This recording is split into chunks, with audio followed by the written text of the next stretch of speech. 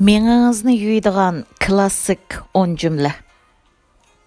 Birinci cümle, adamlar hammasi mecburlanganda özünü aşkarlaydı. Hamma adamның yoshurun qabiliyeti boludu. Dunyoga kelish xo'shallik ichida, dunyodan ketish azob ichida boludu. Shunga besimga uchirsangiz, bak besaramjon bo'lib ketmang. Balki bu faqat turmushning sizga bergan bir kichik siniqi bo'lishi mumkin.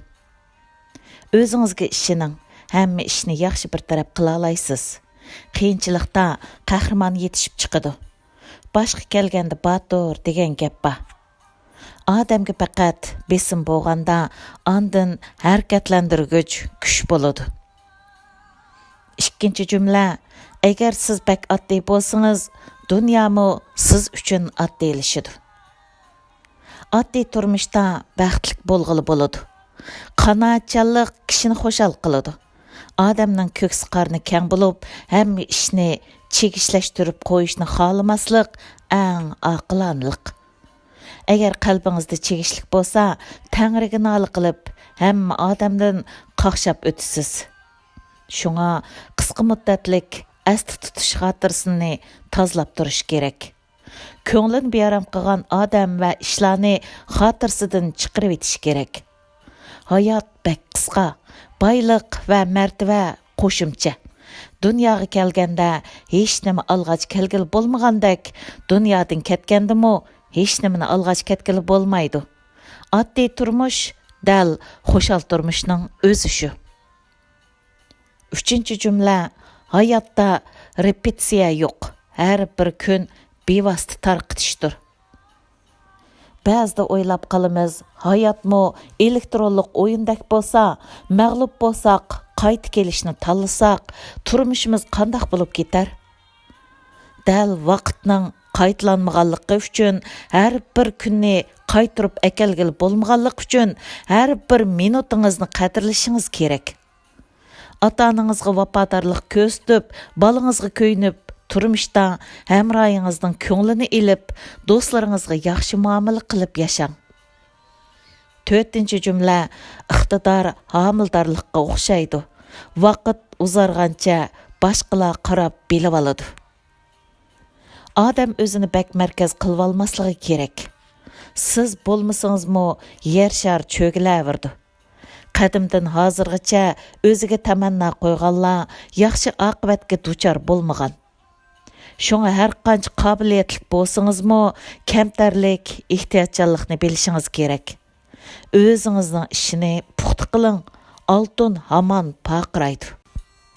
5-chi jumla, ulfatdosh bo'lg'inlar do'stingiz emas, haqiqiy do'st uzunda sinalar. Do'sti yo'q odamning hayoti g'ayriblikda, mukammalsizlikda o'tadi. Lekin turmushdagi aldirashchilik sababli aloqa aziyib qolganda do'stlikmi suslab qoladi. Shunga ozroq vaqtingizni chiqarib, do'stlaringiz bilan holmon bo'ling.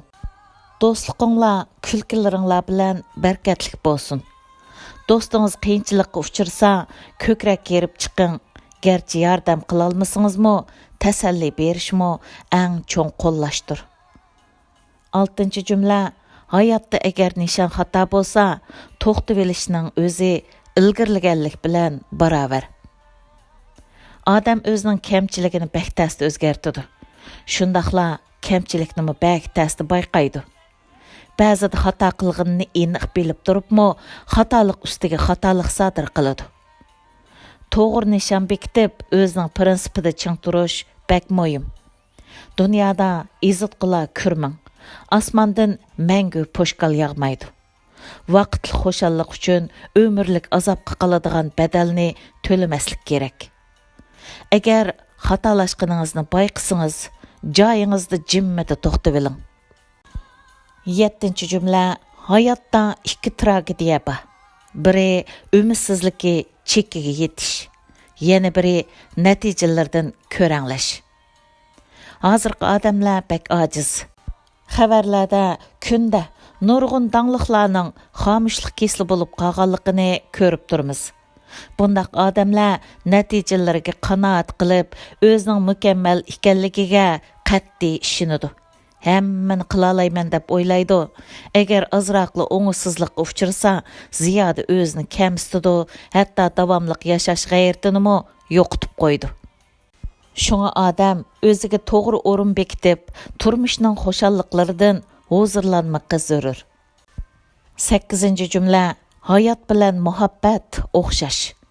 Muhabbatda xatolassangiz, hayotda xatolashgan bo'lasiz.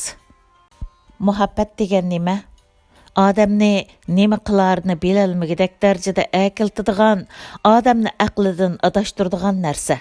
Muhabbatga yuzlanganda yurakligiroq bo'lgan yaxshi. O'zining muhabbatini yuraklik bilan aytish, to'mirni qiziqida so'qish kerak. Odamning hayotida tug'ilish, qiyirliq, og'rish, o'lim bo'lishi muqarrar. Qandaqli yashsangiz, buningdan qochib qutula olmaysiz. Muhabbatni ketkizib qo'ysangiz, hayotingizning eng qaltis minutlarini ketkizib qo'ygan bilan barobar. 9-jumla puli borlar yor vasliga yetar. Hozirgi jamiyatdagi odamlar borgancha manfaatparast bo'lib ketdi. Sap muhabbat chek basmaydigan bo'lib qoldi.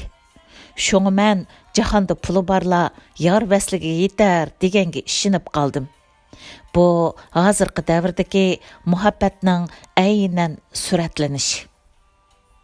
10-jumla muvaffaqiyat qozonmoqchi bo'lsangiz, do'stga ehtiyojingiz bor. G'oyat zo'r muvaffaqiyatga erishmoqchi bo'lsangiz, dushmanga ehtiyojingiz tushadi. Manba Almazor Saloni.